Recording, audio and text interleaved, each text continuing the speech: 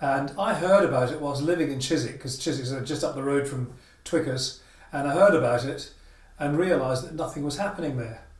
But I tracked him down, phoned him, and he was very interested because he wanted the money, he wanted the income, because it was doing nothing. I can't remember what we agreed. I think it was about £60 a month, something like that.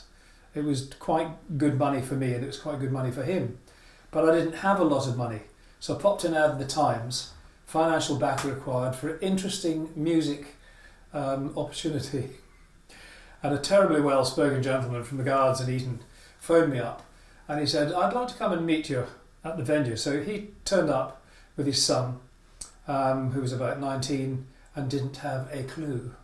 He walked in front of me and tripped me up and things, you know. He was just Mr. Bean on steroids. But he said, I'm happy to finance this to a certain degree, provided you take my son in and make him a man of the world.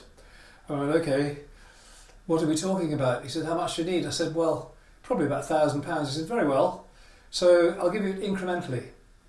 So I got a couple of £100 up front.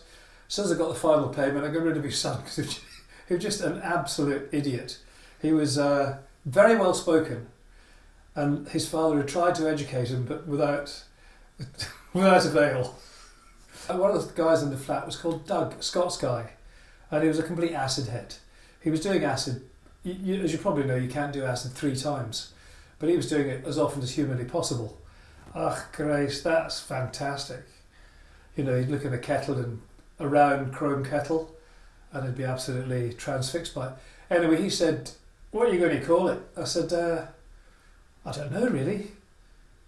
Something about rock and roll, or he said, no, rock and roll's had it. He dismissed everything I said. He said, how about Colonel Barefoot? I said, that sounds a bit trendy, I'll get the hippies in.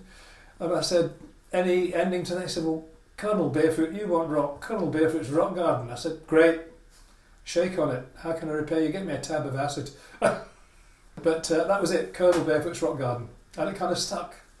And the word spread, and slowly the place picked up. But it was the postering, the fly postering, that really brought them in.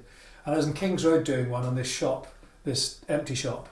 I think it only recently become empty. A bucket and a big broom, and all this wallpaper paste, and this quad crown poster, there's slight wind blowing. So I put the glue on the window first rather than the poster. Got the poster on and then smoothed it all out. Like that. Stepped back to admire it, and I bumped into a policeman. He said, have you got planning permission for that? I said, yes, of course I have. I know the owner of the shop, his name's Jaime Cohen. He's a lovely Jewish chap, and he gave me permission to put it up. He said, well, I'll be checking with the council. I said, well, I can give you his number now if you want. Can you get in touch with him now? He said, right, on your way. And I bumped into him again in Fulham. He was going up and down King's Road and Fulham Road. I said, I suppose you got permission for this one as well? I said, absolutely, I only put posters up where I have express consent from the owners.